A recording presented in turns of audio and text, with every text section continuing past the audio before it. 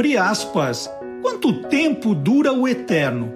Às vezes, apenas um segundo. Lewis Carroll, escritor inglês.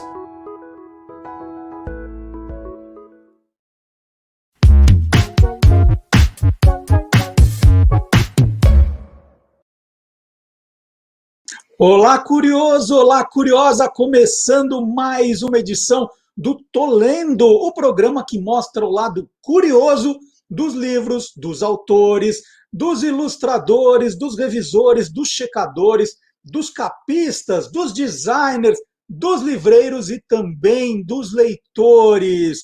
E um aviso, né, para começar o programa você não precisa de papel e caneta, ficar anotando o nome de livro, de autor, nada disso, porque todos os livros citados nesta edição vão para a descrição do vídeo no nosso canal do YouTube. Então, qual é o nome mesmo daquele livro que o Marcelo falou, do que o entrevistado citou? Todos eles estão na descrição do vídeo, fica muito mais fácil na hora de consultar. Habitualmente, nós começamos o nosso programa com a nossa correspondente internacional, a Letícia Nascimento. Mas hoje não tem a Letícia, porque ela está de mudança, né? Ela mora em Londres, como você sabe, e ela está mudando de casa. Então ela falou, Marcelo, eu preciso de 2 semanas aí para ajeitar minha vida, né? Ela não sabe nem direito onde estão os livros, tudo naquele bolo de caixa, né? Todo mundo sabe como é a mudança. Então, falei, combinado, Letícia. Então, logo, logo a Letícia estará de volta. Então, eu vou dar uma notícia internacional para começar. O americano Dave Pilkey, que é autor da coleção, olha só, Capitão Cueca e o Homem-Cão. Essas aqui são edições antigas, no tempo que os livros eram editados pela Cossack Naif. Hoje eles estão com a Companhia das Letras. Então, o Dave Pilkey, autor da série de livros infantis Capitão Cueca e o Homem-Cão, já são 100 milhões de cópias vendidas no mundo inteiro, pediu desculpas na semana passada por racismo passivo contra o povo asiático, contido no livro As Aventuras de Uk e Gluk, Mestres do Kung Fu Primitivos do Futuro, que o Dave lançou em 2010. No ano passado, os Estados Unidos registraram 3.800 incidentes de ódio contra asiáticos e descendentes. Parte desses incidentes se deve aos discursos do ex-presidente Donald Trump, que usava linguagem racista para se referir à origem chinesa do coronavírus. Né? Lembra de algum outro país que faz a mesma coisa? Pilkey disse que irá doar todo o dinheiro que ganhou neste livro, né, o de Aventuras de Uk e Gluk, Mestres do Kung Fu Primitivos do Futuro. Ele vai doar todo o dinheiro que ele ganhou nesse livro para campanhas de conscientização contra esse tipo de comportamento. E depois o livro será retirado de circulação. E aqui tem algumas imagens internas, para quem não conhece. São livros engraçados, divertidos, já tem história adaptada para o cinema. Esses aqui, eu nem lembro mais que filho meu leu, mas são livros que estão aqui desde 1997 em casa. E nós falamos justamente com o Pedro Bandeira, o nosso entrevistado na terça-feira passada, sobre essa questão, né, que isso agora virou uma coisa que está se repetindo nos Estados Unidos, os autores revendo a sua obra. Eu comentei com o Pedro Bandeira que os donos o grupo que toma conta da obra do Dr. Seuss, né, outro autor juvenil de sucesso, eles também fizeram essa revisão e tiraram 6 livros de circulação. Então, é algo que vem acontecendo aí em vários autores revendo os textos, né, o que pode dar essa conotação de racismo, discurso de ódio, preconceito, xenofobia, tudo sendo muito cuidado por lá. E agora, a escritora Fátima Mesquita, ela fica lendo, eu acho que ela fica lendo os livros com lupa, porque ela fica procurando ali, de repente, uma palavra, uma expressão, num clássico da língua portuguesa, e ela fala, essa história pode ser interessante, né? Às vezes de uma palavra, de uma expressão, ela fala, tá aí a nota de rodapé do Tô Lendo de hoje. Vamos ver qual foi a surpresa que a Fátima nos reservou.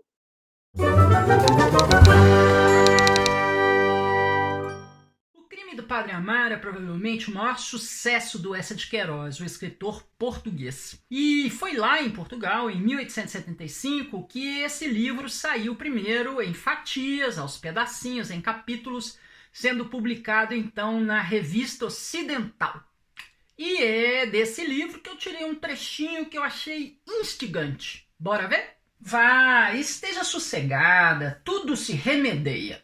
Não há banhos publicados. Diga-lhe que não quer casar, que sabe tudo, que o odeia. E eu li isso aí e fiquei pensando, que coisa é essa, gente? De publicar banhos? Meus sais, que raio é esse? E aí fui ver que esse banho aí não ensaboa e não molha. E é, na verdade, uma tradição que vem da Igreja Católica. E lá uma lei canônica que dizia que era preciso anunciar, proclamar quando as pessoas tinham a intenção de se casar. E isso, no francês, para isso, usava-se a palavra ban, que quer dizer proclamar. É uma proclamação de uma autoridade. E no português, isso virou traduzido pelo som, virou banhos. Os banhos matrimoniais. Primeiro, eles queriam controlar o que eles chamavam de casamento clandestino. Segundo, eles queriam evitar principalmente dois fenômenos. Um, que era casamento de parente. Além disso, queriam também ver se alguém do público, de repente, conhecia aquele rapaz ou aquela mulher e podia, de repente, dizer, ó, isso aí já é casado, né? O que eu tô sabendo, eu tô ligado. Mas era um processo complicadíssimo também, né? Porque é preciso que o padre anuncie 3 vezes, não sei quantas vezes consecutivas, tem que ser no domingo, tem que ter uma coisa de feriado. É uma complicação. E também, via de regra, pregava-se aquilo na porta. Mas esse nome é muito legal, né? Banhos matrimoniais. Eu adorei. E agora eu vou mostrar livros da minha estante.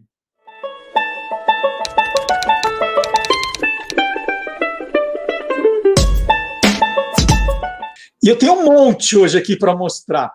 E eu vou começar contando essa história, mostrando o Almanaque das Bandeiras. É um livro que eu lancei em 2001, livro que está completando 20 anos, né? Ele foi lançado pela editora Moderna. Cadê o selo da Moderna? Tem em algum lugar aqui. Nem sei onde está.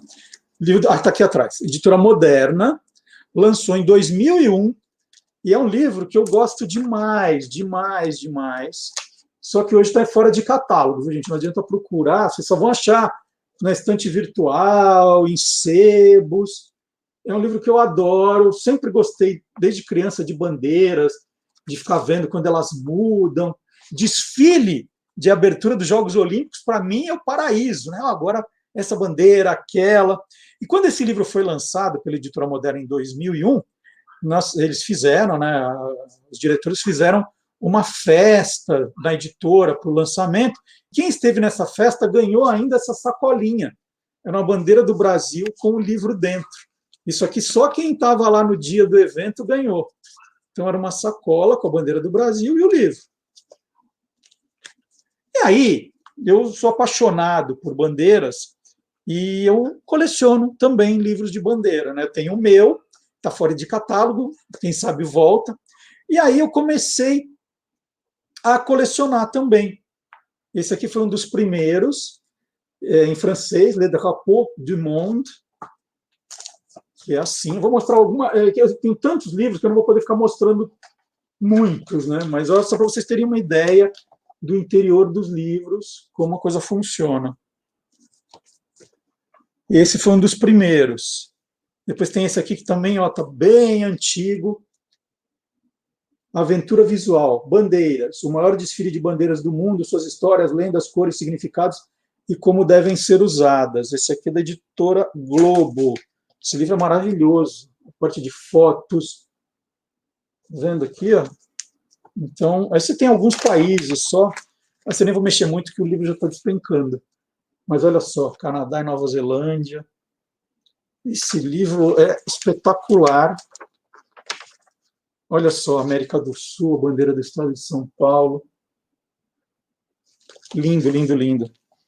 Aí tem isso aqui, que é um álbum de figurinhas. Esse era do meu pai, e eu peguei para mim. Eu nem sei qual é o ano. Não vou achar. Devia ter procurado antes. Mas olha, é Bandeiras do Mundo Inteiro, álbum de figurinhas. Então, as figurinhas, na verdade, já vinham com. Não precisava comprar envelopinho, era só pegar e recortar, que vinham junto com o álbum. Isso foi tudo colado pelo meu pai, então tem a história do país e a bandeira. Aqui não tem a história das bandeiras, tem a história do país. Então, ó, algumas já mudaram, né? A bandeira da Líbia não é mais assim. Mas isso, como eu falei, é um álbum muito antigo. Deixa eu mostrar mais algumas.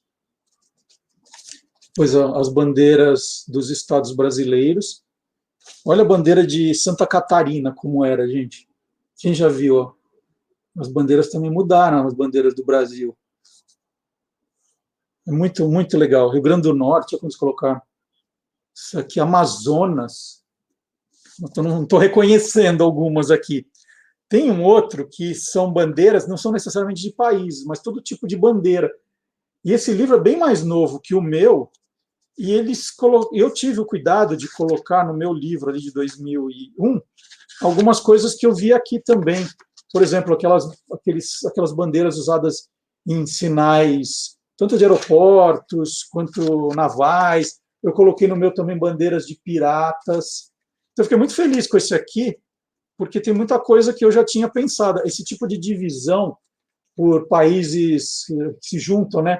As bandeiras africanas ou de países árabes juntados por cor, eu fiz no meu também.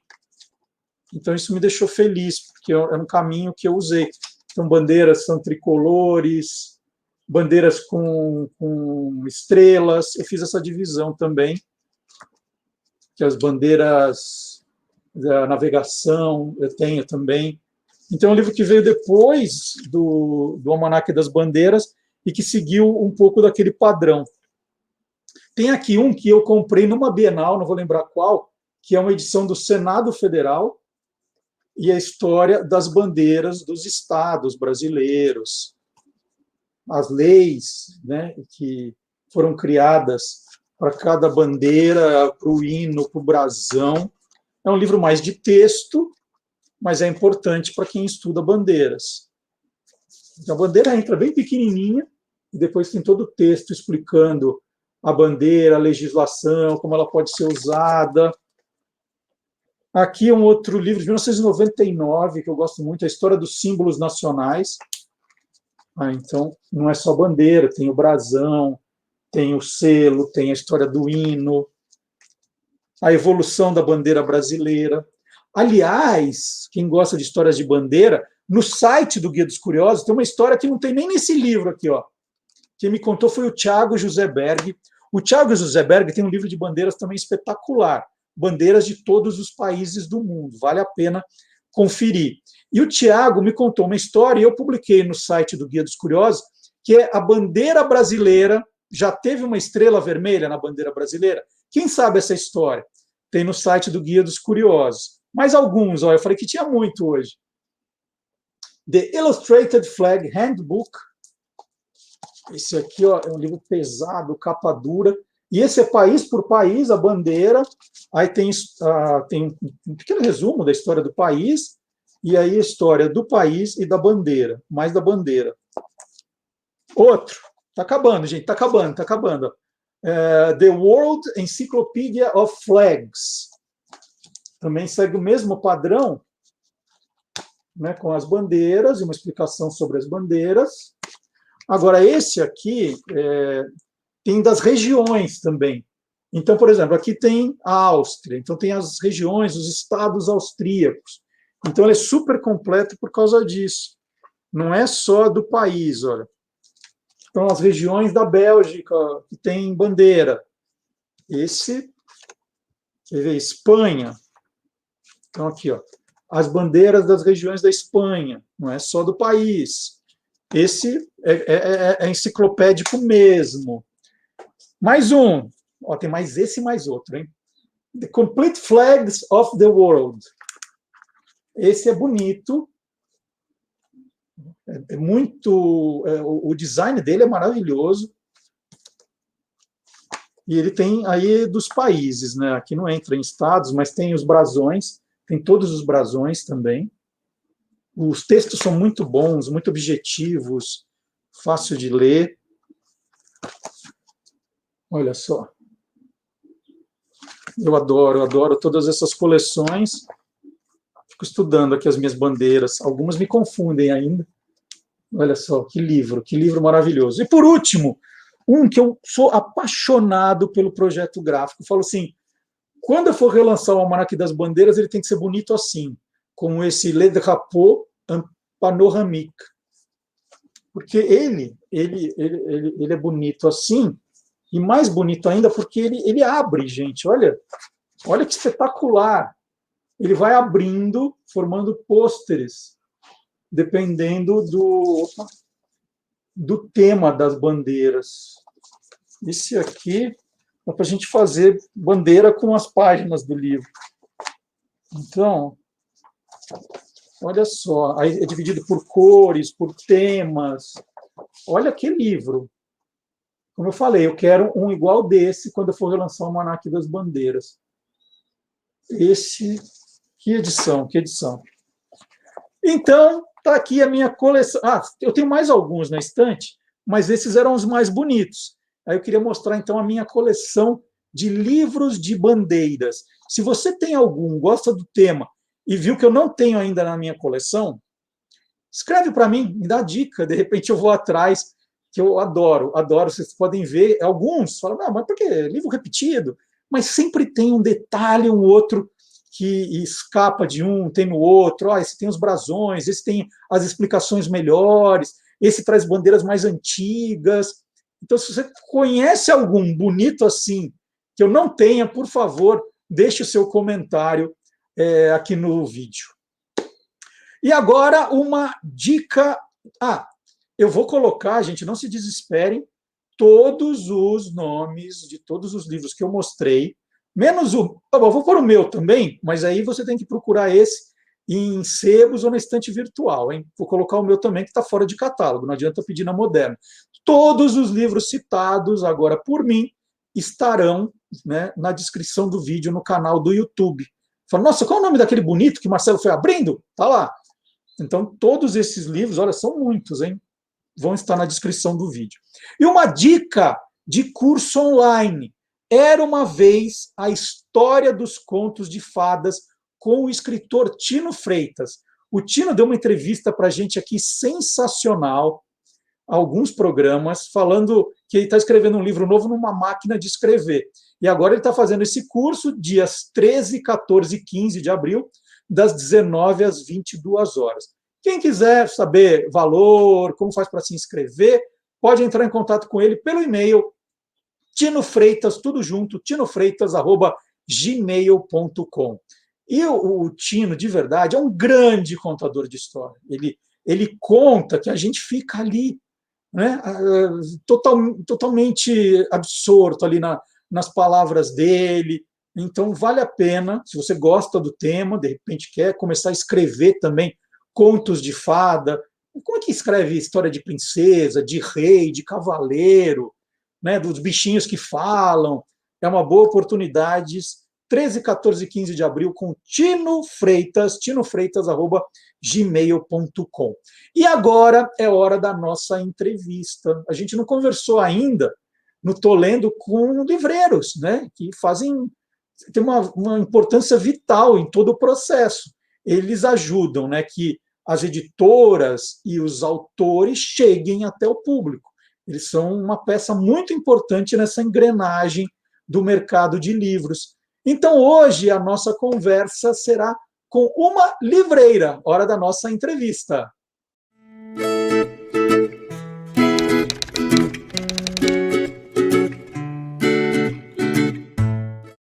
E hoje, aqui no Tô Lendo, a minha entrevistada é a psicóloga, especialista em recursos humanos e agora livreira, Mônica Carvalho. Mônica, olha que loucura, né? Quando a gente recebia notícias de que as grandes redes estavam ali pedindo recuperação judicial, né, Saraiva, Livraria Cultura, de repente a Mônica resolve, né, pedir um tempo ali para os sócios de uma carreira de 20 anos na área de recursos humanos para abrir uma livraria, Livraria da Tarde, no bairro de Pinheiros, em São Paulo. O que deu em você, Mônica? Ai, Marcelo, essa história é muito engraçada, porque não é um fator só que faz a gente tomar uma decisão dessa, né? São várias coisas, assim.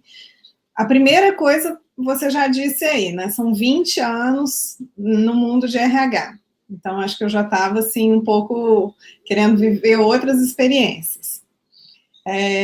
Outra coisa é que eu sempre amei ler, sempre fui aquela pessoa apaixonada por livros, sonhava um dia em poder trabalhar com cultura, com a literatura, mas infelizmente não tenho o seu talento, por exemplo, de escrever, então eu sempre fui uma leitora. E aí eu pensava, gente, mas como que eu posso trabalhar com isso? E aí, justamente, quando eu comecei a ver, né, todas as crises, né, aparecendo nos jornais, Cultura, Saraiva, aquilo foi me dando um comichão aqui dentro. E eu também tive uma experiência, assim, eu estava de férias em Portugal, acho que eu já contei isso algumas vezes, e eu estava procurando uma farmácia lá em Lisboa, e eu andando, assim, meio que sem eira nem beira, né, como a gente faz quando está turistando, eu procurando uma farmácia, eu achava livraria. Por umas 3 vezes, assim, eu falei, não sei, mas acho que o universo está querendo conversar comigo, assim. Não sou uma pessoa muito cheia dessas crenças, não, mas eu voltei com essa pulguinha, assim, nessas férias. Isso foi em maio de 2018, e aí, quando foi no final de 2018, em plena crise de Cultura e Saraiva, eu falei, ó, juntei as pontinhas aí, falei, acho que tem uma oportunidade. E aí fui conversar com o mercado, né? Fui entender um pouco como estava, por que essas grandes redes estavam fechando, se era realmente uma crise de leitores ou se era uma crise de gestão. E aí descobri, né? A primeira coisa que quando eu ligava para alguém, enfim, eu entrava em contato pelo LinkedIn e falava que eu queria abrir uma livraria, a pessoa falava, mas você é louca? Eu falava, talvez, um pouco. E aí depois, quando eu ia conversando, eu percebia que ali era uma crise de gestão e não necessariamente uma crise de falta de clientes, enfim, de leitores, né? E foi isso que me fez realmente acreditar que tinha um mercado, uma oportunidade ali. Bom, e aí você abre em dezembro de 2019, toda feliz, depois, né, desse um ano planejando, e o que acontece 3 meses depois, né? Aí a pandemia faz você fechar a livraria. Aí teve um novo aprendizado, Mônica? Total, né? Eu fui completamente atropelada. Você esteve com a gente lá na inauguração, né? A gente tem até uma foto juntos. E eu estava empolgadíssima, super feliz, assim, a gente não tinha as notícias, assim, quentes de que esse vírus viraria realmente uma pandemia, embora a gente já até começasse a ouvir, né, notícias de que ele estava começando a se espalhar pela China. Mas jamais imaginei, né, que isso ia virar uma pandemia e tomar a proporção que tomou, né, com todo esse, infelizmente, esse volume de perdas que a gente está tendo aqui no Brasil. Eu mal tinha acabado de assumir para mim mesma que eu, a partir daquele momento, era livreira. Vem, né, esse pandemônio e fecha tudo. E aí eu falei, bom, eu tenho 2 opções, né? Um pouco como aquele ditado, né? Então, na hora dos desastres, tem gente que chora e tem gente que vende lenço. Eu falei, cara, vou vender lenço, né? Vou fazer o quê? Eu fiz um investimento grande, né? Eu usei boa parte dos meus recursos pessoais que eu tinha para criar a Livraria da Tarde. Eu falei, eu não vou desistir disso agora. Então, eu me reinventei, assim, literalmente, em 48 horas, eu criei um canal de vendas pelo WhatsApp. E aí, junto com um parceiro que eu tinha na época, que me ajudava, né, com essa parte de tecnologia, a gente fez um comunicado, colocou nas redes, fiz uma virada de chave nas redes também, na forma como eu me comunicava com as pessoas nas redes, que antes era muito mais institucional, era muito mais para criar o conceito da marca, né? Eu trabalhava muito essa coisa da identidade da Livraria da Tarde nas redes sociais, e passei a virar uma vitrine, né? Porque eu não tinha um site, não tinha uma pretensão de criar um site de vendas da Livraria da Tarde, porque não dá para a gente competir, né, com essas mega, enfim, empresas online. E na época eu não tinha a menor pretensão de abrir um site de vendas. E aí eu falei, bom, então eu vou fazer o que dá. O que que dá? Ah, dá para fazer vendas pelo WhatsApp, dá para ser melhor do que essas grandes redes, porque eu consigo entregar no mesmo dia. Então eu fiz um contrato com uma rede, com uma empresa de motoboys, e comecei a fazer entregas, e aí eu tive que aprender a ser livreira virtual, né? Uhum. Como é que você vende pelo WhatsApp? Então, assim, foi um processo bem cansativo na época, porque, né, eu botei a minha equipe em casa, porque logo no início a gente não tinha a menor ideia, né, de como isso estava, enfim, ia chegar aqui, então estava todo mundo muito assustado, então eu pus todo mundo em casa e eu fiquei primeiro sozinha na loja. Foi desesperador, porque eu não sabia onde estava nada, assim, eu mal tinha acabado de abrir a loja, estava aprendendo ainda. Então eu botei eles em casa, mas eu ligava para eles, a gente tem ainda um grupo de WhatsApp, e era o tempo inteiro, gente, onde que está o livro tal? Gente, onde que eu acho o livro tal? E não sei o quê. Até que, depois de uns 15 dias, assim, eu falei, pronto, acho que agora eu entendi, criei um processo, e depois de um mês, por conta de questões pessoais, eu tive que voltar com a minha equipe no esquema de rodízio, mas aí eu já tinha criado um processo, o que facilitou bastante a nossa vida, e a gente ficou 3 meses com as portas fechadas, trabalhando dessa forma. O público respondeu rapidamente, Mônica, ou você entrou no desespero assim, não vai dar certo isso aqui por WhatsApp, não vou vender nada, e aí você começou a chorar também? Não, chorar, eu chorei diversas vezes, sigo chorando até hoje. Mas eu não, em momento algum, eu achei que não ia dar certo, Marcelo. Primeiro que eu acho que não é o meu perfil mesmo, assim, né? Eu acho que eu tenho um perfil de muito mais de empreendedora, no sentido de vai dar certo, eu vou fazer acontecer, né? O que depende de mim, eu vou fazer, então eu acredito muito nesse movimento de retorno, sabe? Do que você faz, volta. E todo aquele trabalho de 3 meses que eu tinha feito para criar uma identidade da Livraria da Tarde, nessa hora o retorno veio. Que as pessoas que tinham ido lá, que tinham curtido, que estavam já clientes da Livraria da Tarde, começaram a me procurar e falar, como é que eu posso te ajudar? Como é que a gente pode divulgar a Livraria da Tarde? Faz um template para a gente divulgar nas nossas redes, cria um post e me manda pelo WhatsApp. Então, eu tive uma mobilização, né, da nossa rede ali, de vizinhos, principalmente, né, que já do bairro aqui, que já tinha ficado super feliz quando a gente abriu a livraria, né, as pessoas são muito afetivas, né, com o nosso mercado, e eu acho que retribuí da mesma forma, porque também é muito do meu perfil, ser muito afetivo. Você conhece a Livraria da Tarde, é um espaço acolhedor, aconchegante, né? Então, assim, as pessoas não queriam que a gente fechasse, né? Uhum. Então, eu acho que teve uma mobilização que me trouxe um pouco de conforto, assim, sabe? É difícil, você vai penar um pouco aqui em alguns meses, mas as coisas vão funcionar. Era o que passava pela minha cabeça o tempo todo, assim. Então, eu recebi muito carinho, muita gente me ligava mesmo, assim, Mônica, tô te ligando para te dar uma força, o que você precisa? Eu vou fazer uma compra. Às vezes a pessoa fazia uma compra gigante, eu falava, eu vou te dar um desconto. Ela falava, não me dá desconto, não me dá, eu tô fazendo essa compra para te ajudar. Uhum. Sabe? Não, pode me eu falava, então não vou te cobrar o frete. Não, me cobra o frete, o seu frete é de graça? Eu falava, não, pago uma outra. Então você me cobra. Então, eu acho que a gente teve, né, e eu sinto que outras livrarias também de rua viveram essa mesma experiência de um apoio da comunidade mesmo, assim, sabe? Não, a gente acredita no lugar, na importância das livrarias físicas, nas livrarias de rua. Então, a gente quer realmente dar o apoio, o suporte para que elas sobrevivam. E eu tive isso muito forte. E as pessoas mudaram alguma coisa de hábitos de leitura? Você tinha 3 meses só para comparar, mas você sentiu que as pessoas estavam procurando coisas ligadas à saúde, à pandemia, ou queriam coisas totalmente diferentes para não pensar nisso?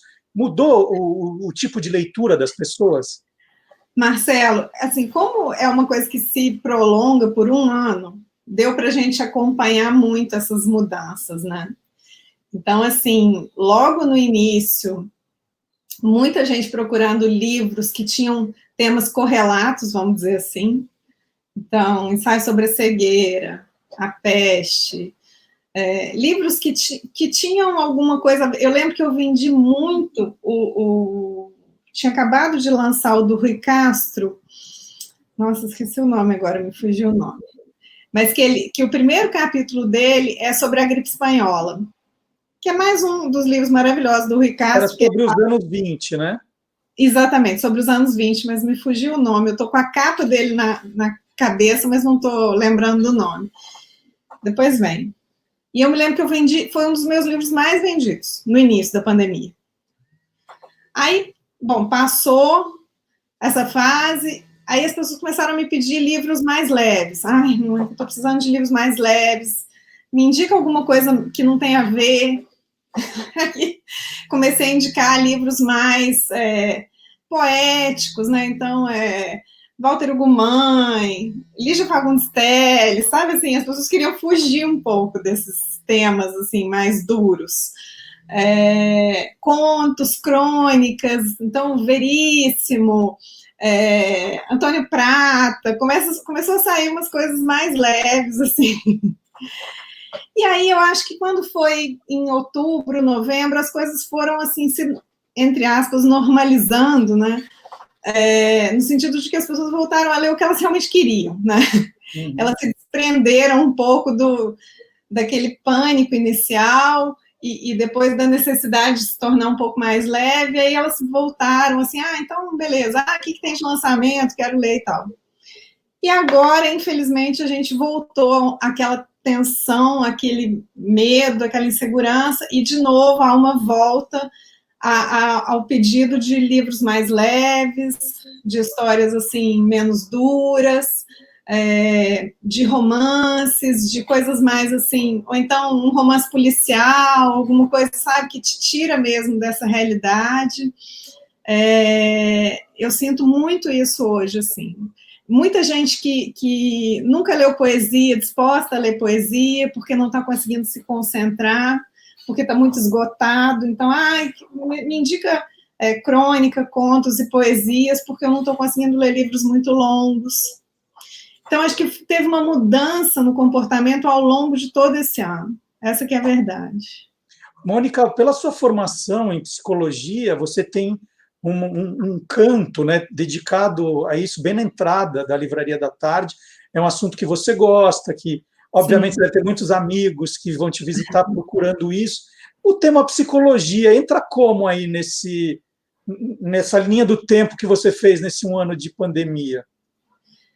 Então, eu acho que esse foi outro tema que entrou com vontade, assim, na lista de leitura das pessoas, né, assim, as pessoas tentando se entender os seus familiares, né, a gente tem um crescimento gigantesco, né, de pessoas sofrendo de ansiedade e depressão. Então, eu me lembro que durante a pandemia lançou aquele livro, O Palhaço e o Psicanalista, que é do Dunker e do... Hoje eu estou péssima na minha memória, você está vendo, né? Significa depois a gente coloca a capa aqui e todo mundo vê. Isso, coloca para mim, por favor. O Cláudio Tebas, que bom que eu lembrei, que é tão querido o Cláudio Tebas, ele é palhaço, maravilhoso. E eu me lembro que quando lançou esse livro, eu vendi muito. muito mesmo, assim. E você fala, não é assim, tudo bem, não é exatamente um livro técnico, né? Mas eu acho que as pessoas queriam entender, assim. Então eu comecei a perceber uma busca, né? Então saíram alguns livros assim ligados a esse tema. Outro livro que a gente vendeu bastante foi O Demônio do Meio-Dia, do Solomon, que é sobre depressão. Agora saiu recentemente uma história da depressão, se não me engano, que é do Dunker também, que saiu agora pela Planeta, e já tive muita procura. Eu acho que assim, há uma busca, né? Muito menos assim,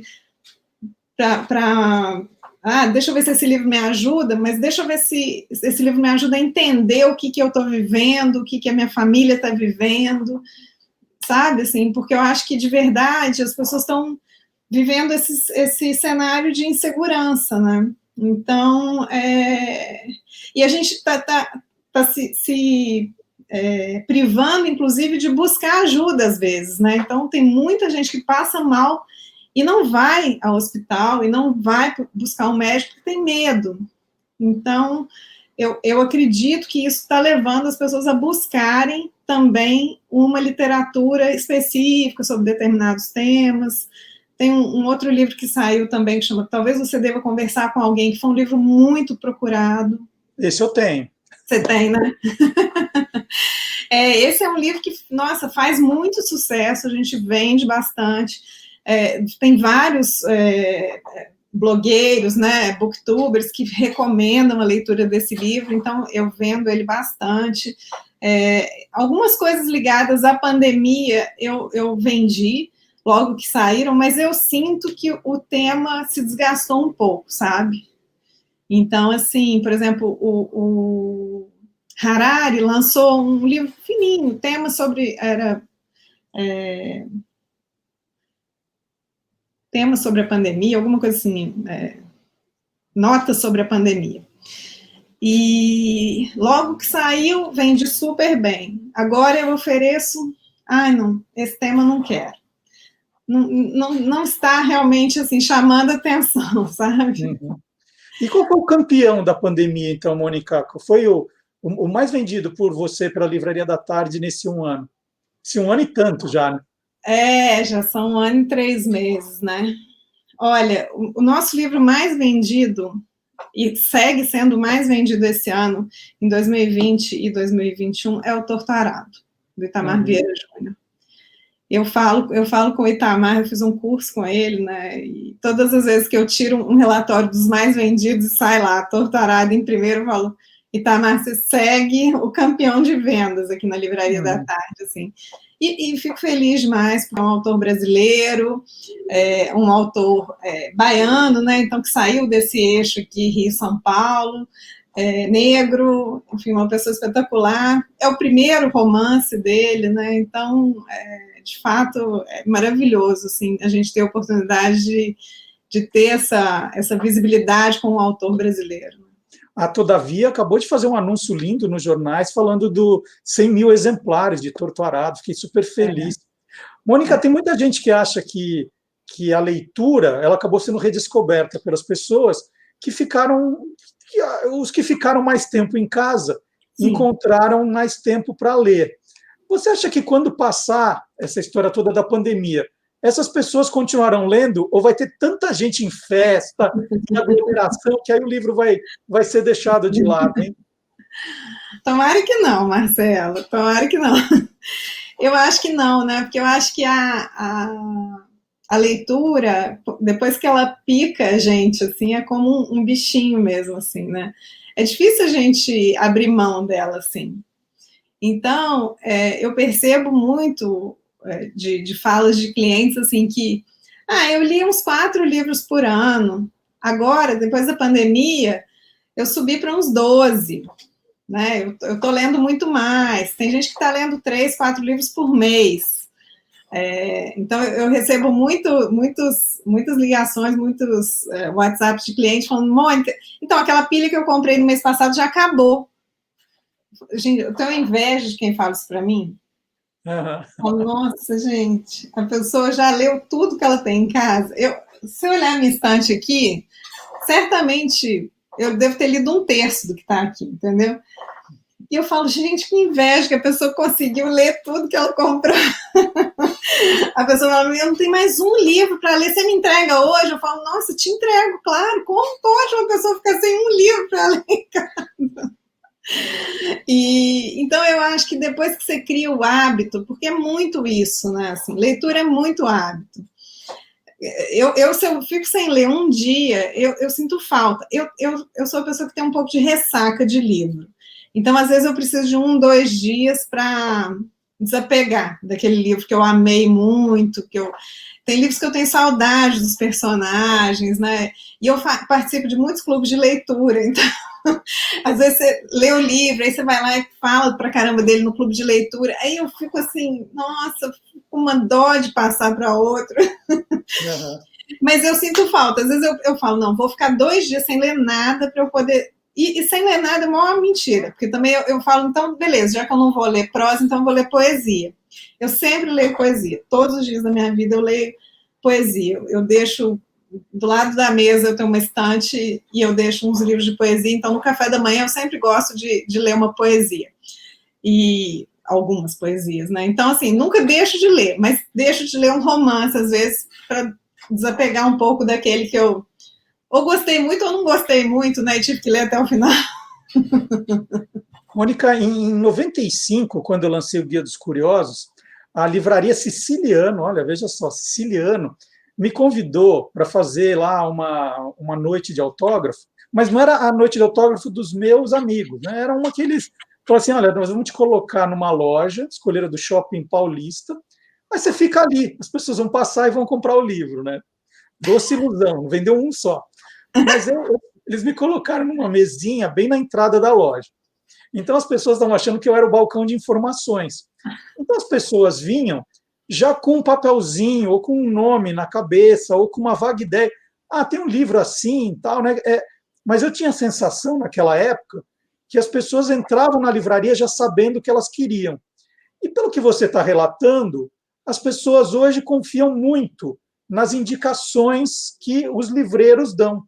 É assim mesmo? Você conseguiria dizer quantos por cento vem já com ideia do que eles vão ler, porque leram, um amigo recomendou, tal boca a boca, e quanto as pessoas chegam de coração aberto para pedir uma dica? Eu penso que o perfil de livraria, que é a livraria da tarde, atrai pessoas que realmente querem recomendação. Porque sabe que lá na nossa livraria a gente tem livreiros, né? Pessoas que vão poder recomendar. Eu diria que na livraria da tarde, sei lá, 60-40, vai, 60% vem querendo recomendação, querendo indicação, querendo saber o que tem de novidade, vem com a cabeça aberta, assim, tipo, a gente, é muito engraçado, eu falo que a livraria da tarde, se você pega a lista dos mais vendidos e pega a lista da Veja, tipo, não tem nada a ver, assim, o único que talvez combine lá é o Torturado, que foi para a lista da Veja também, que o Itamar conseguiu essa coisa maravilhosa, mas o resto não tem nada a ver, você pega a lista do Publish News, não tem nada a ver. Eu olho para aquela lista e falo, gente, os livros que estão lá eu nem vendo na livraria da tarde, pra você ter uma ideia, porque não tem demanda. Então, o que eu percebo é assim, eu acho que tem uma galera, né, que vem realmente já com a lista, né, tem aquelas pessoas que chegam com o papelzinho na mão, como você disse, ou às vezes com o celular. Eu tenho muitos clientes idosos, muitos, assim, que moram aqui na região e que vão lá na livraria da tarde para passar o tempo, para conversar com a gente, tomam um café, que, aliás, estou morrendo de saudade disso, né, porque é uma delícia receber a Marlene, enfim, um monte de gente que vai lá só para tomar um café e vai com o jornal cortado, sabe? Com um pedaço de jornal, fala aqui, ó, então saiu essa resenha no Estadão, já chegou esse livro? Então, eu acho isso muito curioso, assim, né, que são essas pessoas que buscam informações que, às vezes, não é alguém que indicou, a resenha do jornal, que achou interessante, a crítica. Às vezes a pessoa tira foto, né? Eu fui almoçar na casa de uma amiga minha e vi esse livro lá, ela falou que é bom e tal, aí me mostra a foto. Você tem esse livro aqui? Então, eu acho que tem um pouco de tudo, mas, assim, eu diria que uns 60% vão lá com a cabeça aberta e querem recomendações mesmo, assim, tipo, pode me indicar o que vocês quiserem. Então, a gente indica quadrinho, a gente indica não ficção, poesia. A quantidade de gente que compra poesia na Livraria da Tarde, eu falo, gente, realmente é surreal isso. Acho que deve ser a única livraria que vende tanta poesia. Porque quando a pessoa me pede recomendação, uma das primeiras coisas que eu falo é, você gosta de poesia? Porque eu amo poesia, a Zil ama poesia, o Matias ama poesia, a Tamires ama poesia. Aí a pessoa fala, não estou acostumada a ler. Eu falo, deixa eu te dar uma poesia para você ler, para ver se você gosta. Aí a gente escolhe aquela que não tem jeito da pessoa não gostar, sabe? Que ela pega todo mundo ali. E aí eu falo, então lê essa aqui. Põe na mão da pessoa, ou a gente mesmo lê, se a loja está vazia, peraí, deixa eu ler para você. Então, mas qual é essa, então? Qual é essa secreta aí? Sei lá, você escolhe um Nicanor Parra, você escolhe uma Adélia Prado, escolhe um que eu vendo facílimo, é o Zé Luiz Peixoto. Você fala, vou ler só essa. A poesia está aqui, ó, inclusive. Então, a pessoa não precisa nem abrir o livro. Ela lê. Então, lê para mim. Ai, meu Deus do céu. Leia. Na hora de pôr a mesa, éramos 5. O meu pai, a minha mãe, as minhas irmãs e eu. Depois, a minha irmã mais velha casou-se. Depois, a minha irmã mais nova casou-se. Depois, o meu pai morreu. Hoje, na hora de pôr a mesa, somos 5. Menos a minha irmã mais velha, que está na casa dela. Menos a minha irmã mais nova, que está na casa dela. Menos o meu pai. Menos a minha mãe viúva. Cada um deles é um lugar vazio nesta mesa, onde como sozinho. Mas irão estar sempre aqui. Na hora de pôr a mesa, seremos sempre 5. Enquanto um de nós estiver vivo, seremos sempre 5. Nossa. Fala a verdade. Livro, mostra o livro para mim, por favor. Mostro. A Criança em Ruínas, José Luiz Peixoto. Nossa, essa...